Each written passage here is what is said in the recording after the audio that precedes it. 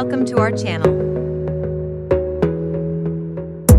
Today we are going to tour Vigelands Park, one of Oslo's beautiful and most visited tourist attractions. I hope you will enjoy it. If you are planning to visit Oslo for a day, then I recommend you to visit Vegelandsparken or Vigelands Park. This is a beautiful Oslo park decorated with sculptures made by Gustav Vegeland. This video was taken during one of our visits to the park.